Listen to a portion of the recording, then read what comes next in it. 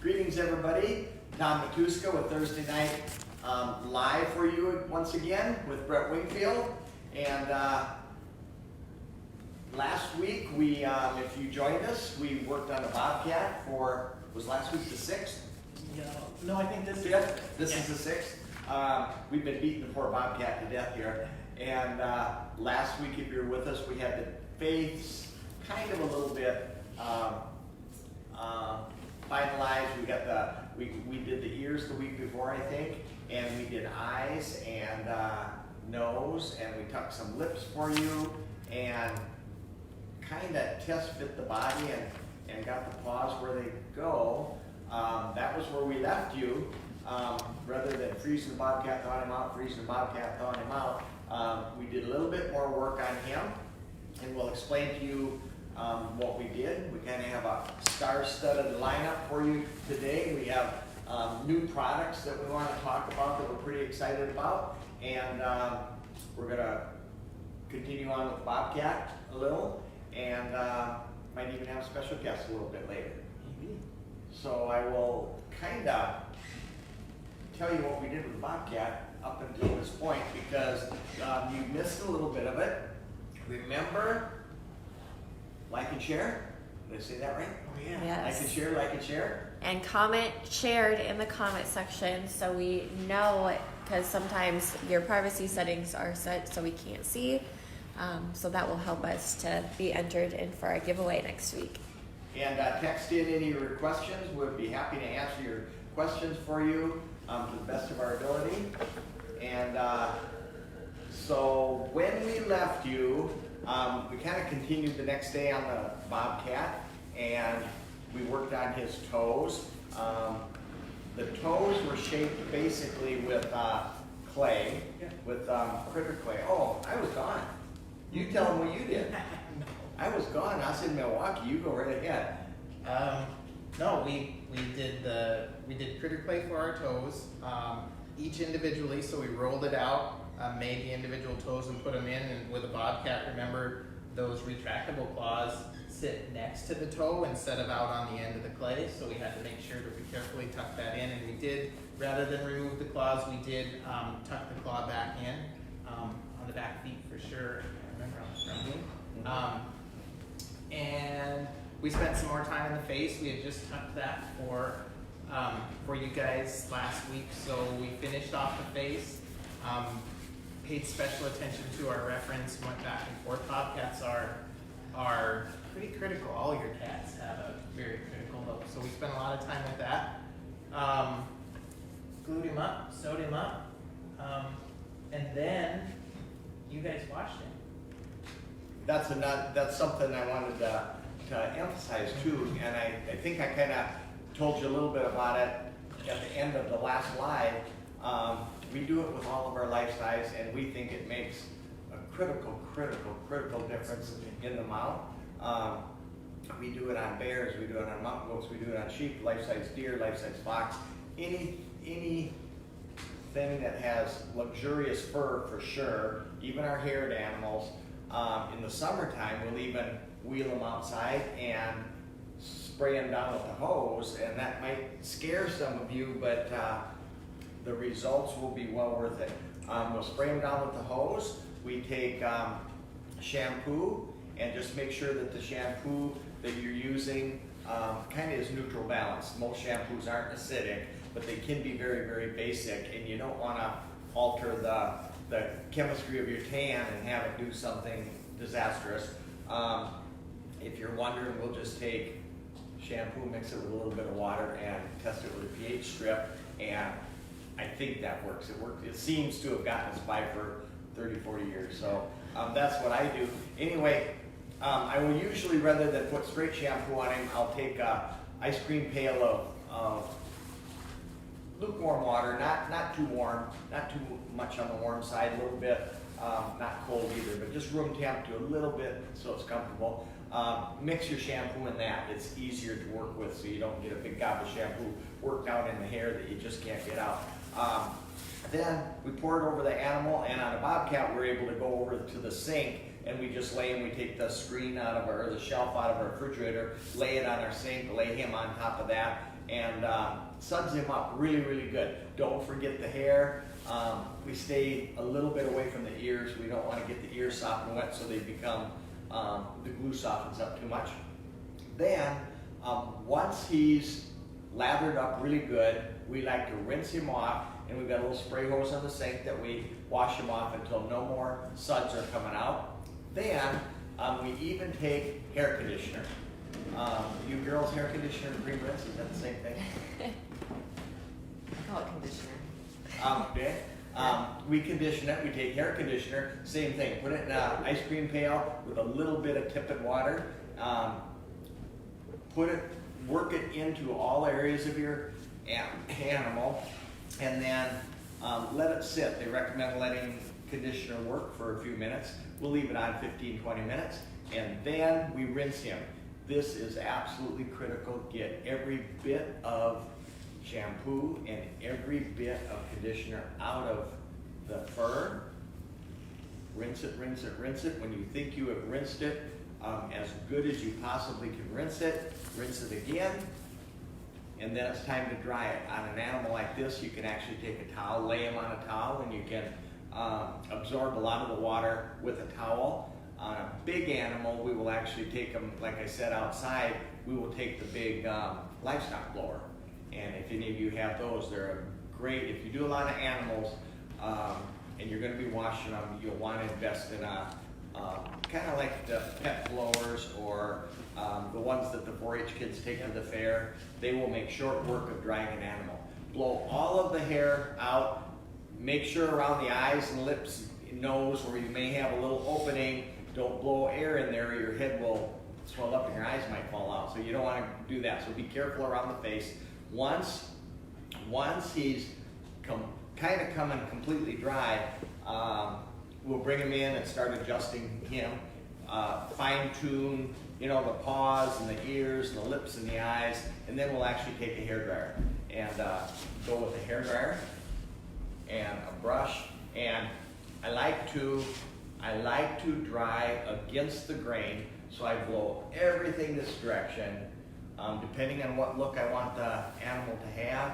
Once he's completely dry, then you can come back and lay your fur or your hair back down.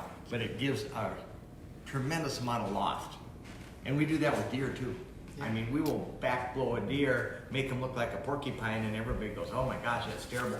But once he's dry and you brush him back down, you added 1/2 of an inch to 3/4 of an inch of loft to that animal, and they look much, much bigger. You can always groom them down if you want, but Finishing it. Yeah. So it looks like we have a few people checking in here. We have Ryan Perry that says good day from Australia. David Brello says thank you, Matuska Taxidermy. And then Blake Gonerig says, hey Tom and Brett, how's it going? I would like to know, what is your favorite thing to mount? Oh, Blake. Big boy. There's just so many things, so many animals in so little time. I like it all. I like specimens that are good, that aren't damaged by the hunter or the environment or shot up. If it's good, good prime specimen, and I like fish, I like birds, I like mammals. We did a turkey this week. We did a turkey this week, you bet, on your branch. On the branch, yeah. We have the neatest bark piece of a tree with a branch coming down. It works for a climbing down bobcat, it works for a raccoon. We just did a possum on it. Yeah. A gorgeous possum. And it's meant for a turkey, but that was fun. So, continuing on, what we did this week with this bobcat, groomed him, worked on his toes and his feet. You can see you can actually see they're not just gobs of a sack of fur filled with clay. We actually defined the toe bones in here. Cat at rest, you should not see for sure the toenails unless he's using them. In most instances, you won't feel them. Now on the back foot here, I think you can kind of see his little claw because he's my impression is he's using that to step up and may need the traction, so I left little claws out there. So today, we put nictitating membranes on, and you can buy plastic nictitating membrane. Now, the reason the reason he looks funny is he has latex on the eyes because we're gonna paint on those eyes, and we don't wanna get it on those acrylic eyes. And speaking of acrylic eyes, if any of you, whether you're using ducks or fish or mammals, Brett did a great little tutorial on how to fix a scratch. We had a crossfox with a bad scratch in the eye, and most taxidermists would go, oh my gosh, it's ruined, what are you gonna do? Customer will see it for sure. You did a tutorial about fixing that with triple thick, and it was a gorgeous fix. And it was very quick. It was, I bet the tutorial is gonna be under 3 minutes, 5 minutes. Yeah. So first of all, don't scratch them. Second of all, if you do, watch that tutorial. It's very easy to do. It works well. Yeah. So anyway, then we built the nictitating membranes, and nictitating membranes are, you can see them on this picture. They lay right up in the front corner of the eye. I just scratched the book. Don't scratch the book. Look at that, ink comes right off. No, it doesn't. Must have been something on the knife. But that's a nictitating membrane. Should use your wooden tools when you work on the paper eyes. I don't know what we got for pictures here. Here's a better one. You can kind of see them in this picture. It's a little bit brighter, right up in the front corner of the eye. We need a pet bobcat. And Lucas, the tutorial is not out yet, but it will be out tomorrow. I had to change a couple things. I better not. It will be out tomorrow, so make sure to keep an eye out for it. It's a really good one. And you can find all that stuff right on our Facebook page. If you're following us, it'll notify you when it goes up, or it'll be on top of your news feed too. So if you have a domestic cat at home, little house cat, look at the eyes because it's going to be the same. The membrane's the same. You can look at dogs. Dogs will have that big membrane. And for those of you that want to, that don't know about nictitating membranes and want to make your mounts look a little more lifelike, do study those pets and incorporate it into your mounts. Especially if you're using white-based eyes or anything with a scleral membrane around it, they will look quite surprised and terrified if you don't include the nictitating membrane. So we built nictitating membranes up in the front corner, and to do that, we took epoxy sculpt and added a little bit of black or burnt umber, oil paint, mix it together so you get a nice dark color. Roll it out on the table, make a little flat, what looks like a membrane to you, scrape it off with a knife. I just scraped it off with a knife, and tuck it up into the corner. And then with tools, I used my bamboo stick. It's my favorite. You talk about those just as much as the water brush. I you guys like have the this water brush tool. or the bamboo tool. You better add it. If anybody buys this tool, buys it, and you get it, and you think that's the biggest piece of junk I've ever seen, you call us and we will refund your money immediately. You're not going to be able to pry this little tool out of your fingers because it's great. Especially with acrylic eyes. Especially with acrylic eyes. And I needed a sharper point. I went over to the sander. I twisted that. I got a point like a dart. I could throw it, and I could work on that eye. It worked really, really well. I took and sanded one end of mine to a nice flat side. I used that one the other day. Did too. you? It's probably in my drawer. It's got a nice little tucker on one side and a poker on the other. Works pretty good. Anyway, if you buy it and don't like it, you call me. So then, the nose, you rebuilt the nose a little bit. Should we give out your cell phone number just in case? Half the people have it anyway. I have people call all the time. So when people call, our customers, I don't have any friends. So anyway, once the eyes were done, we're going to be airbrushing around there oftentimes. Depends on the animal. Some animals, this is going to be pretty dark. you know, a rim around there. And if you don't damage that eyelid or any of the rim, little painting or none is necessary. But if you are going to be painting, we either have Eye Protect, which is a great product for protecting your eyes, and paint it on the eye itself, not on the lid, because you're going to be painting the lid. And then Eye Protect, I used molding latex on this one. Eye Frisket, we've got Eye Frisket, or molding latex. And you want to put it on kind of thick, give it time to dry. Once you paint that eye and he's completely done, I just snag that latex with a pin and pull it right off like a rubber band. Man's favorite. I love peeling it off. And let me tell you a story. Once upon a time, Mandy was a little girl. And she had invention convention. Oh, where, yeah. where they go to school and they have an invention. So we made this crank Ferris wheel type thing, little bitty thing, and we stuck paintbrushes in this foam. And you cranked it, remember that? Yeah. And it went around, and the paintbrushes went around. Down in the bottom, we had a paper cup with a trough cut out of each side that you put fingernail polish in. And that sat down Sounds there like this. one of those Mandy projects that maybe she had a little too much help I with. think a letter went I home think- afterwards saying, Tom, quit doing your art projects. And we That's funny. painted her finger with rubber latex except for the nail. Yeah. And you put your finger down and you crank it and it went through and it painted her nail. And when it was dry, you peeled off the rubber latex. You had to wait a long time for the latex to dry before you could paint your nail, but it was a fantastic idea. It was. I wasn't think it? they have stuff on the That's market for what I- that now. That's one That's of funny. your- So anyway, there's lots of uses for rubber latex.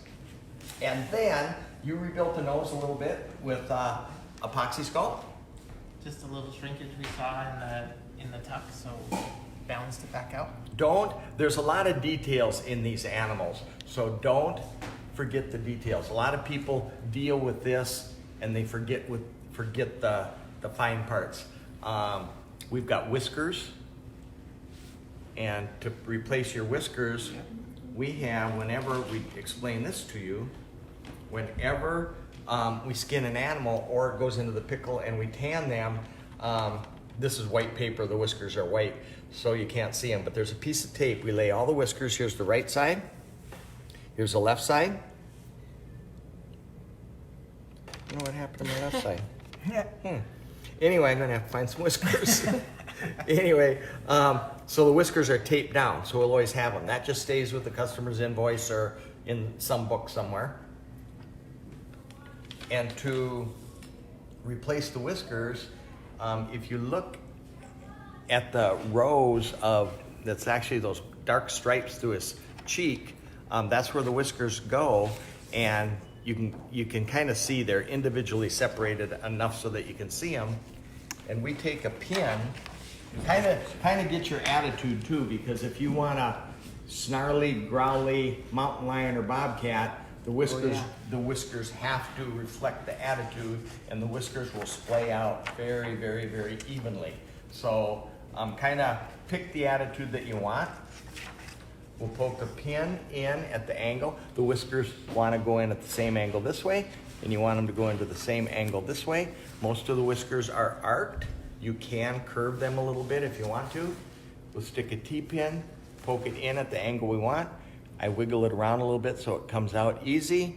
Take the whisker, dip it in a little bit of Mod Podge or Amherst glue, pull the pin out, stick the whisker in, and twist it right, left, whichever way I want. And try to get them as even as you can. If you don't like the angle that the whisker is, sometimes you can bend them the way you want.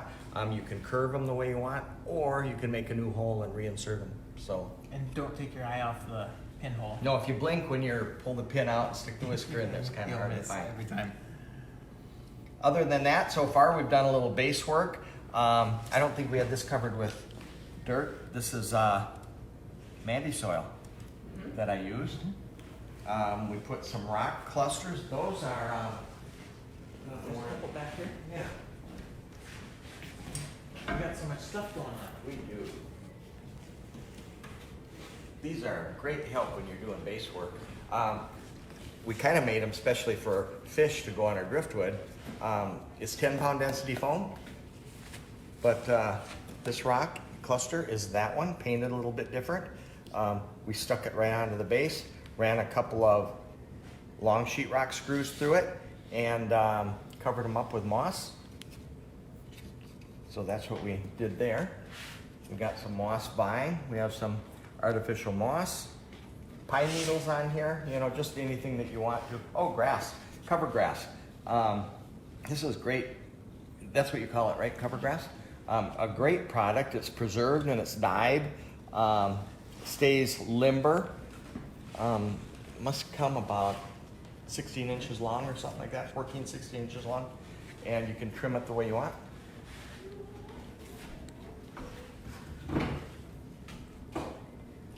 So that's what we've done so far. What's left is we got to paint a nose. A little bit of color on the nose. Check the eye color. There may be some painting that we have to do here. Now inside the ears. And other than that, he's getting pretty close to going out the door. Have to make a nice wood cabinet for the bottom. Oh yeah. Don't forget that. Don't forget the cabinet. Do you want to show him nose things? Sure. We certainly can. We're gonna color this nose with pan pastels. It's a pretty simple nose to paint, but a cat nose, I think if you've done very many of them, can be very challenging. Would you like the cradle for him? Sure. I can grab it. Come on, you got it? So a cat nose can be pretty challenging. We can, or I can paint it right there. I can just do it right on the base. But we've put together a kit of colors. I think it's a 5-color kit for cat noses. Yes. And that's a pretty handy little way to color a cat nose. There's no overspray with the pan pastel, which is kind of nice. I'm going to come around this side and quickly give you an overview. I hope this works. This nose dried very dark, you can see. Do we sell Q-tips? No. Do we need to? Every year. Right next to it. Now, it may be easier for you to paint to airbrush, which we do have some epoxy up inside the nose that we may want to darken, but you can easily paint a nice base color if you'd like of flesh up inside the nose, maybe a dark. According to my reference, it looks pretty dark up in there. And I'm just going to catch that really quick just to even out the color before I'm going to take a dark, this is a dark brown, black, and I'm just going to reach up in here and darken the interior of the nose first. And I'm doing that because I have gray epoxy sculpt in there. This You is can a use any color. You can color your epoxy sculpt Yeah. any color, or paint it in the end. And this is a micro applicator. This works really well for any fine detail applying your pan pastels, or gosh, we use them for a lot of other things too. Let me sneak over to the other nostril.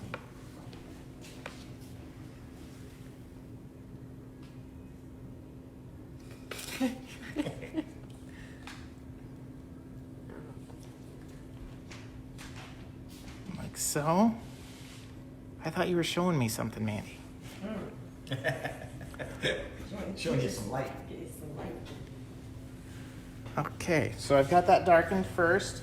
Now I'm going to come in with a Q-tip and flesh. If you look, this is our reference picture.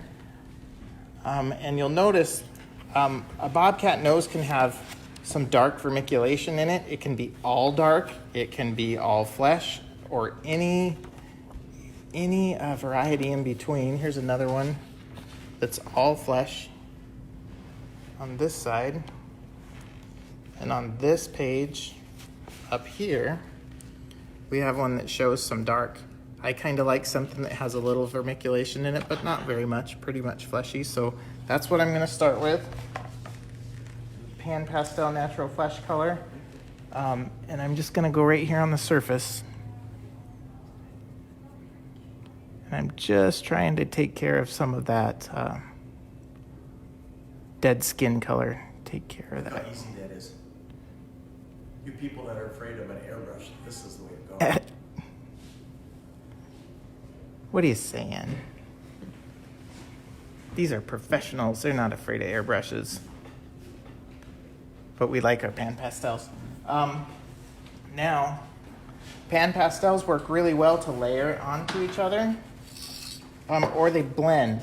And I'm going to use, this is a burnt sienna, which I see in this shaded picture as well as this other picture here. I see a pretty strong sienna color, so I'm going to take that next. And I'm going to go right over my flesh and start building some depth. And it may be that you want to seal it. Sometimes it helps to seal between coats, or between colors, I should say. What color are you using now? Burnt sienna. I'm taking the burnt sienna right over the flesh. I think that's what they called that. Do you typically seal in between color changes or not? I do sometimes. I will seal them. Sometimes I like to blend in between, like I'm doing now. It'll allow the two colors to kind of blend instead of stack on top of each other. This one, I feel like I might want to go ahead and give it a quick shot of sealer. And the product we use to seal is called Workable Fixative. We've tried several different things. The Workable Fixative is available through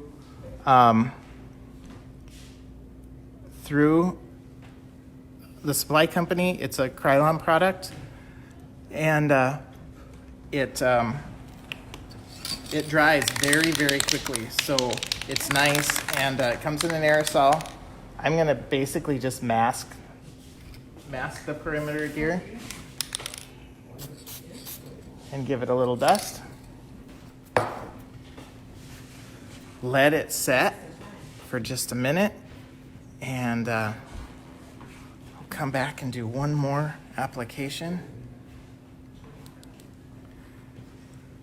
of the sienna.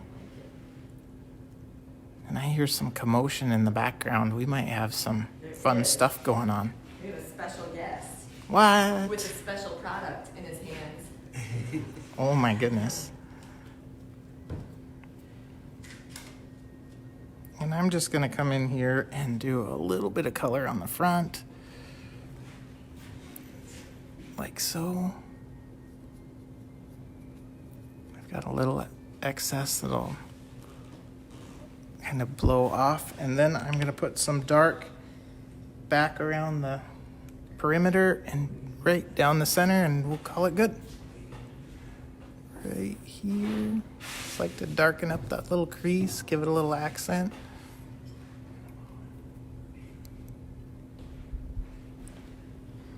See if anybody can guess our special Wisconsin guest that just walked through the door. Well, maybe that's our They get a free something. a prize winner today. Yeah, first one to guess his name. Matt Welsh says Bob Ross has nothing on you. I think No, he doesn't. that's gonna be. Except hair. Yeah, I'm working on it. And I think we're gonna go with something like that. You may come back and blend over that just really lightly with a little natural flesh if you want. Fast guess. Did you guess? Yeah, and it's over. Did you tell people you're coming?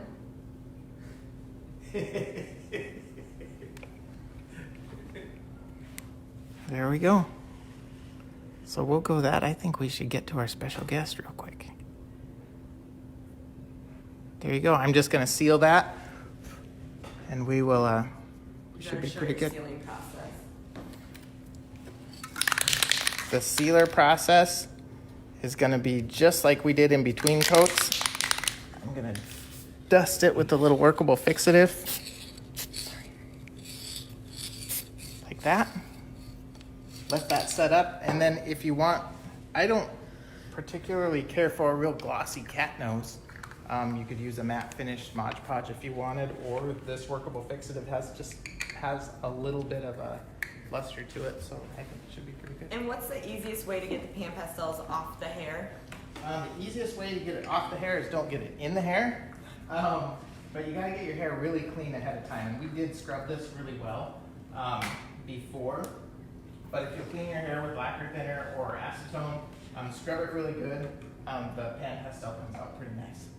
And what are the pan pastels made of? Oh my gosh, powdery stuff. Makeup. Makeup. Women's Maybelline. makeup. I think it's time for Mr. Bobcat to kind of make a little Go away. exit, you think? Okay. We got new cool stuff to show. New and improved. Anybody has any questions about the Bobcat, comment them in and we'll answer those too. But we got cool stuff. We've always said we would bring you the newest, latest, greatest as fast as we got it. And that's what And newest, latest, and greatest, it's Mr. Brian Olsen! Get over here!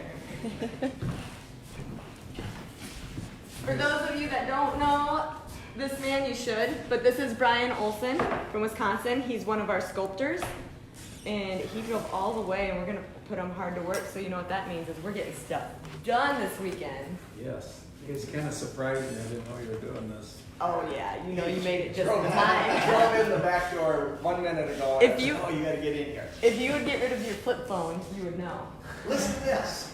So we talked to his wife, and his wife says, I will call him and he can call you on OnStar. How do you do that? Push a button. And you just call us? Yeah. You got paid for it. Really? You have it. Everybody I has thought it was when you tipped over. You can call on it, huh? That's what it's for. Brian is one of the sculptors, he and his crew that have done the XP Whitetail series. And these are the newest, hottest thing to hit the market. Everybody loves these. And how many do we have? We must have, you would know. I'd have to look I at think it. we have 6. We have So 12, 6 left, 6 right? we got 3 left, 3 rights, and we've got 2 of the Southwestern series? Right. Yeah, and then the next size above the 21 inches coming soon. It's sculpted and just getting finished up to be molded. And that's a 7.5 inch nose to eye with a 22 inch neck swell over the atlas. And the head is going to be a little larger also. It's not the same size head for every deer. So a small necked, younger deer, typically the head will be different than a. Right, because it's a younger deer.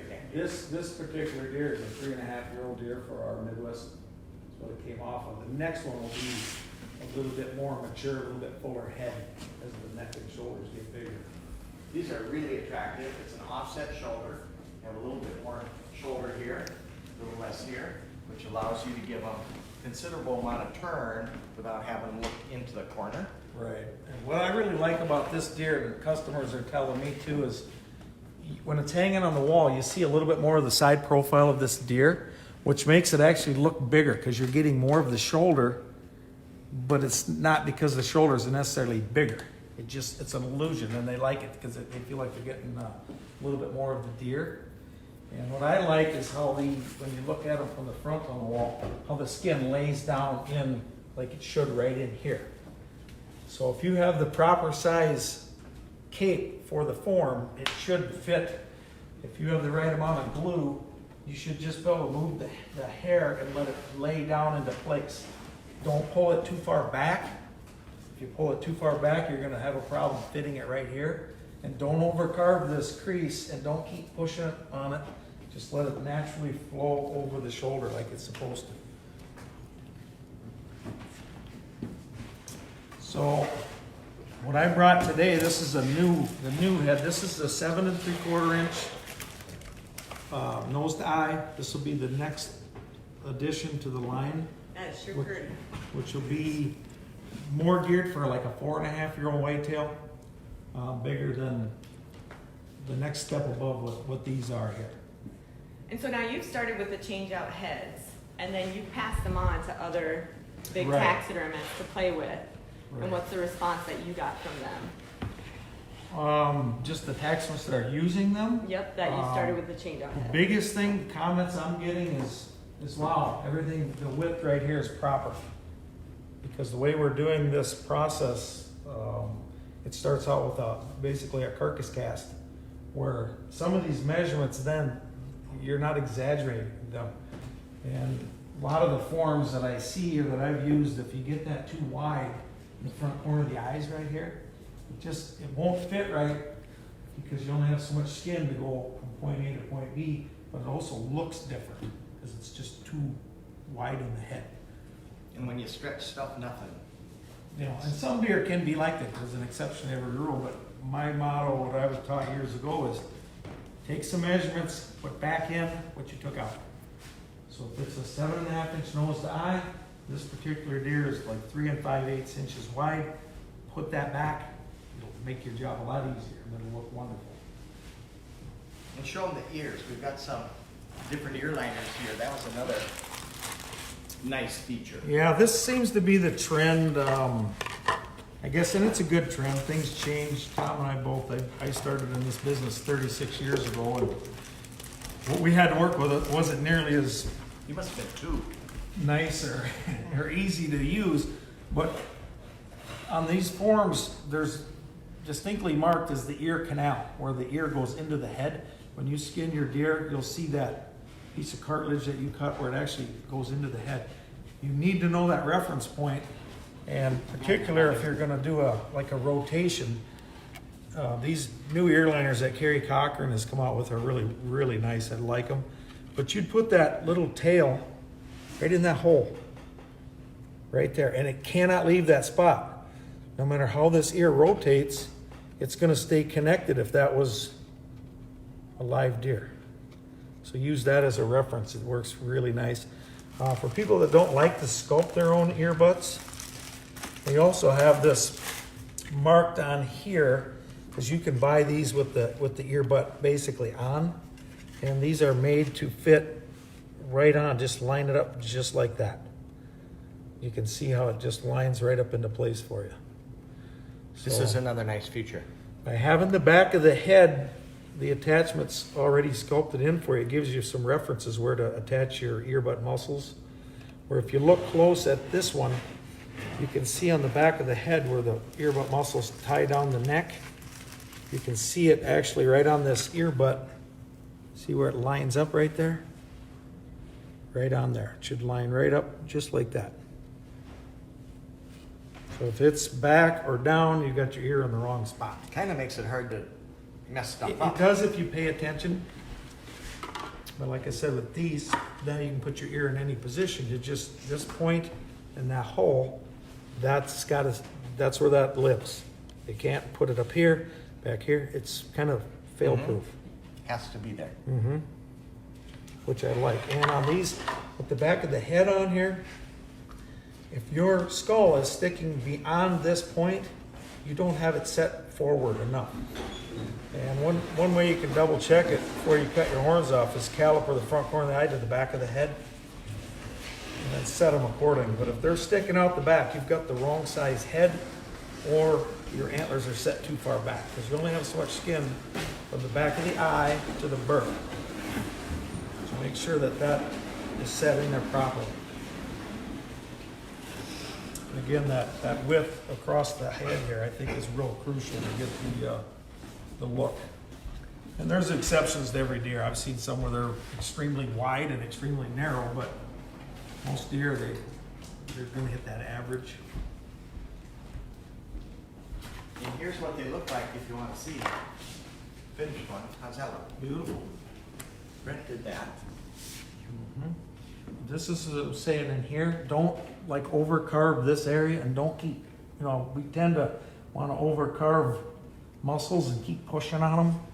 Well, they really don't do that unless they're going to jump a fence or fight or do something where they're really stressing. Just keep them soft. Make them look natural. Isn't that pretty? That's as pretty as it gets. And lifelike. So we'll have, and if anybody ever wants to try one, give us a call. We'll fix you up with a 7.5 inch change-out head. If you're not sure, maybe you got your favorite form or something like that, and you just want to give one a try. We'll have the 7 3/4 done soon. try it. Once you see how this all falls together for you, you're gonna be sold, because this is, Yeah, that's a good point. These will be in change-out heads first, and there are people that go, well, I want a wall pedestal, or I want a certain pose. Well, then you can put the change-out head on there if you want to see how they're gonna look. and we thought that was a good idea. We did it with the bears, we did it with the deer, did it with the bobcats, because, you know, you don't want to invest a fortune into a huge line of something that doesn't work or doesn't look like the right animal. Right. So start with the head. If the heads look good, which they look fabulous, you guys moved on to the full shoulder semi-sneaks, and now we'll do the same with the 3/4, 7 3/4, and Right, and Build down upon the road, that. there's gonna be other poses available, but until we get a nice line of these semi-sneaks established, you know, then we'll move on and do some different poses. and tell them about the Southwestern series. Well, what we did, we have a line of whitetails that are specifically sculpted for deer that were shot in like southern Oklahoma is where they came from, you know, that northern Texas area. People down there were saying, we need forms to fit our deer. Well, Tom and myself and Doug Ruffers and Mark Goner, we went down there on a little hunt, so we could actually see what they look like. And it was pretty interesting, because it's the same pose, but the heads are entirely different. And we have one over there in the end. They're just so much more compact, and when you get them side by side. The deer we were shooting, most of them had a 7-inch nose to eye, but the head width was the same as our 7.5-inch deer in Wisconsin and Iowa here. But these deer were like 4.5, 5.5-year-old deer. Or if you shot a deer with that length of a face by me, it'd be a 1.5-year-old deer. Also, the necks were probably 1.5 inches shorter. Shoulders were a little smaller. They were just a whole different animal. And if we wouldn't have went down and actually hunted some deer, looked at deer, we were down there for about a week. And we measured 30, 40 We deer. measured a lot of deer. Taxidermist friend of ours, Andy Steffes, let us use his shop, and they processed deer. So we got to look at a lot of deer. So it was very interesting. So far the feedback has been really good. This is a 7-inch nose to eye, 21-inch neck. I just brought along with me the smaller one that's a 7-inch nose to eye with a 19-inch neck, and then we're going to do a 20. So there's going to be 3 sizes in both terms, and we're just finishing up the next size head, which was a 7 1/4. And other than that, we didn't see any deer bigger than that. I'm sure there's a few, but most of them were this size and a few 7 1/4. And I had a fella call the other day from Louisiana and said, that's exactly what I'm looking for. He said, our deer are smaller in the face, you know, so just because, you know, we said Southwest, it may conform to a deer in your area also. Well, Mark Gonering had mounted one a week ago at the Wisconsin Rendezvous, and it was a deer that was shot, I believe he said, in the city limits of Appleton, and the measurements lined up exactly with this deer, so he mounted it at that show. He said it fit like a glove, and it just turned out beautiful. So there's exceptions anywhere, you know, just because they are, say, Southwest, you may find a deer that's gonna, you know, fit this, but there again, you need to be taking a few measurements of head widths, and, you know, just don't measure the neck. I hear that a lot when people go, I asked them what was the face measurement, and they said, I don't take face measurements, I only measure the neck. Well, I suggest you take at least the nose to eye, and a lot of people like to take this width in the front corner of the eye also. Put back what you took out. It's pretty simple. Very cool. We're excited to have you here, and we're gonna work like crazy for a couple days and on new products, and Mandy can fill up her catalog, I like it. new things. I like it. What else do we have here? We got a couple more nice products. Yes, we do. Come and show them fresh these. out. These are fresh out of the mold today, aren't they? Yes, yes. So they may or may not be in the system yet. I think they Can are. we talk about these? I think they are. You sure? They are in our QuickBooks system, but they are not online. So you will have to call and specifically ask for Dawn on the Bear products, but the forms are online and in our system, Don't so that call for we me can find because it. this is confusing. Yeah, it Dawn may be a will little help shaky you at the front office when you call in. But this is super cool. So this is one that was just sculpted recently, and with some forethought and adopting the system that had already been in place with the with the shoulder mounts, this bear is going to have multiple head options, both size and mouth positions. So it'll be available in a closed mouth here. This is, I believe, is a 5-inch nose to eye. We call this Yep. a general. We've also got it available in a 5-inch bore and a 5-inch sow. It will be available with an open mouth, We have a snarling Open mouth, snarling, we have a relaxed. the open relaxed mouth. jaw cup. And it also fits the 5 1/4. And it also fits a 5 1/4. So lots of options with this. And just to show you, if Caitlin, you can go back to just a little bit of distance so we can show them. Here's the attitude that it will have with the closed mouth. And we can completely change this bear by going to the relaxed. This looks pretty good with the relaxed now. Want me to open it up? It's gonna fall apart. No. No, don't open it. What are you guys doing all day? What, instead of opening this again? Almost be my knife, but it's kind of dull. I mean, we've got a couple of jaw set options for it too, don't we? We've got a completely detailed jaw set, as well as the, are they slimline jaw sets? Yep. I know. Should have you doing that. While Tom opens the relaxed, I'm gonna open the It's snarling. like watching you guys do the Christmas game where you saran wrap and put gifts inside. Now I won't be able to hold this all together.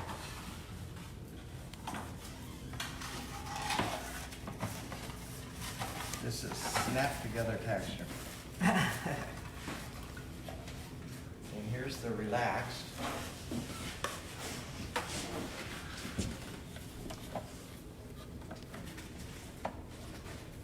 The Harvey Moore jaw set, pre-finished.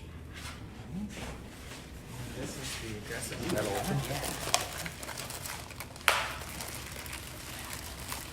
That is the 5-inch relaxed. I think I've got Yeah. the 11. Is this 5 1/4, Mandy? Which one is it? 11. The 11 is 5 1/4. 5 1/4. And it fits, right? Hope so. It's gonna go something like that. And that'll go just like that. So it's pretty exciting. Lots of options for it.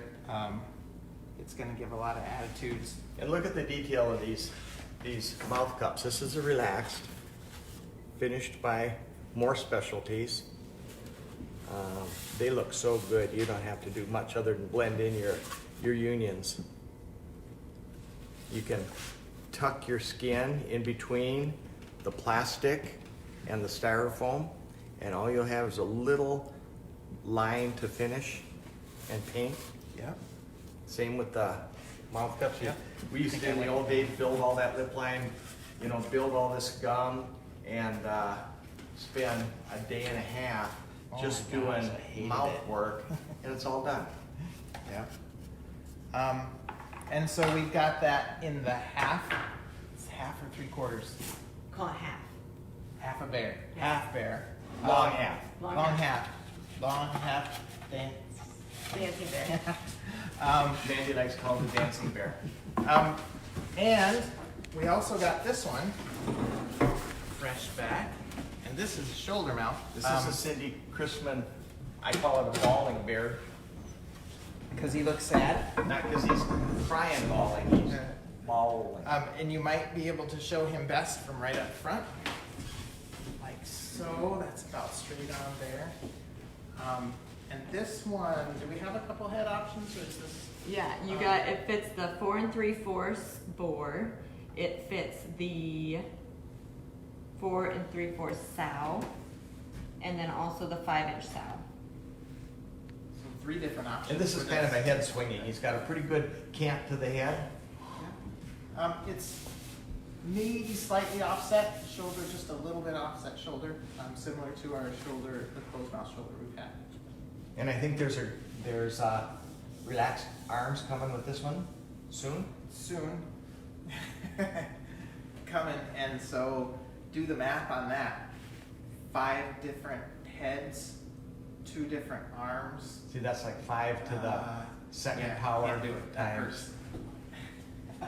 Anyway, but lots lots of options in bears. Lots of new products coming. What do you have for us? Well, we did just do our photo sets. We've done the eye and ear, but we now have the walleye. And just nice quality, easy to have on your desk to grab out when you're doing it. So that's the walleye one. And these are only, I think they're $9.50. Here's a turkey one. And then a northern. And I did see earlier that Mr. Dan Bripps was watching. And if those of you don't know, he has amazing photography pictures of all sorts of animals. But I was working with him, Lacey Cones, and then our pictures from our study pen.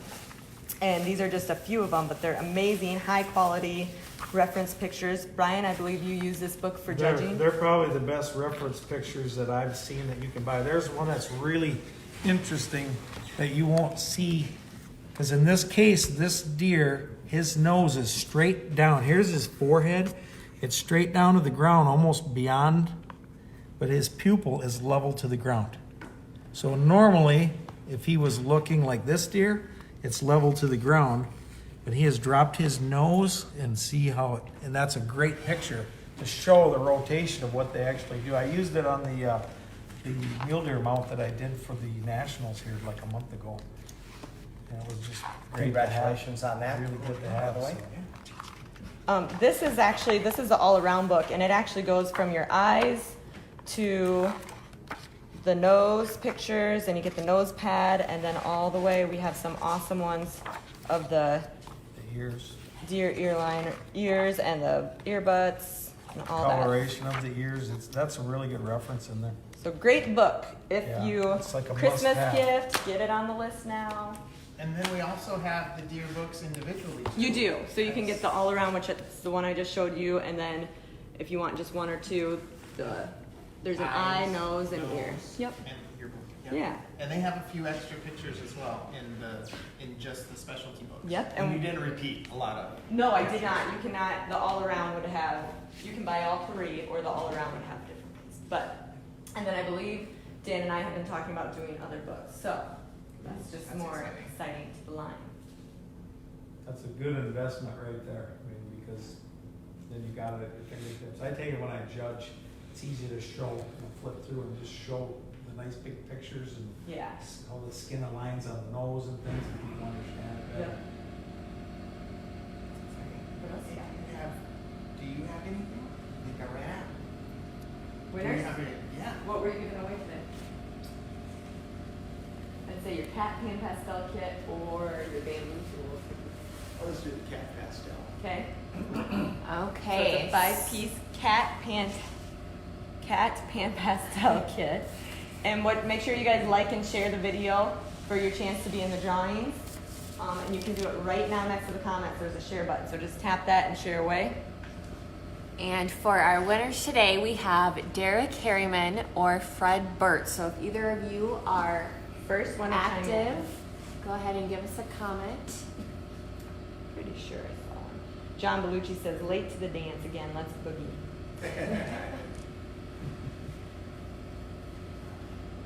So we'll give them some time. So What else you got for new products coming? We've got a lot of. We've got new deer heads. We have over New 300. XP 300. You're down 100 from last year. I'm not done yet. Got lots of bear stuff. Corey's got lots of Lots bird of new heads. heads. Lots of birds. coming Open mouth from spring Brothers. wattle. Ones that I don't even know how to pronounce. There's some interesting ones. Red-breasted merganser, white front, borealis, Atlantic eider, hump nose, Atlanta eider, hump nose hen, open mouth. Got large pintail coming. We don't have these yet, but these are in the lineup. So a lot of that stuff. We have our pan pastels. We're actually gonna break down all our 10-piece kits for those that want to start out and try it, and we'll have 5-piece kits coming out. There's a lot of fun stuff. We added singles, so if you have our catalog and you're looking for a certain color that's not in there, just call and ask. We've added, I think, about 30 more to the line. Are those online as well? Can they find them online? Yes, they're online. And then the water brushes, we added more sizes, and you'll see it in the catalog as well. New Bobcat change out yet? Yep. Hopefully some new wheel bear change out hoses, replacement hoses. That's not on my list, Mr. Because Olson. they're in my truck. Well, let's take a look at them. Nobody's seen them yet. Well, can we do that now? Secret stuff. Mandy's office is bugged, we discovered. Oh, yeah. But that's You find them we're out. finding ways around that. Have either of them They chimed have in? not. Okay. So, go to- Pick a number. Okay, here it is. Ooh. All right, and everybody can go ahead and start guessing 1 through 20, okay? 20. 1 through 20. Okay. How many hands you got there? Start guessing the first one that Tell we us see how you on our work. end. We'll get the cat pan pastel kit. So let us And know. that. catalog, you're in catalog mode. When are they gonna expect the catalog? Well, when people keep bringing me surprise new mule deer nose products, I don't know. No, that's exciting. We've actually had quite a bit of requests for that, so that'll be fun. I'm hoping What was the number? November-ish. Can you tell her? November-ish, so we are gonna push for that. But I come here and then I don't work on it, so I gotta stay home and work. And text us any of your questions, Bobcat questions. We'll be finishing up the Bobcat. What are we gonna talk about next week? Oh, I know, we're gonna do, bird feed. Yeah. Jackson bird feed. And we're gonna check some bird feed, show Okay. people how to do that properly. That's a good one. And it looks like Larry Lamfret is the winner of our gifts and games. So congratulations. You have a pan pastel Cat kit? cat kit coming your way. Kit And it has 5 pieces in it and also has a couple accessories as well. So, for those tuning in, you can go to our Facebook page and watch all our live videos, or you can go to our YouTube and catch them as well. You're with Matuska Taxidermy Supply Sue. Company, and you have Tom Matuska, Brett Wingfield, and our special guest, Brian Olson, who's going to be slaving away here for new deer products for you guys. So stay tuned for all that, because as soon as they come available, we'll let you guys know right away. And give us a call with any questions. Thanks for joining us. With the deer stuff, it's Pat Wagner and Mark Bonner and myself, so. Yes. so a big Well, part Blake of- was watching part earlier, of the too. process here, so. Yeah. It's a team effort. Thanks for tuning in, and we'll catch you next week.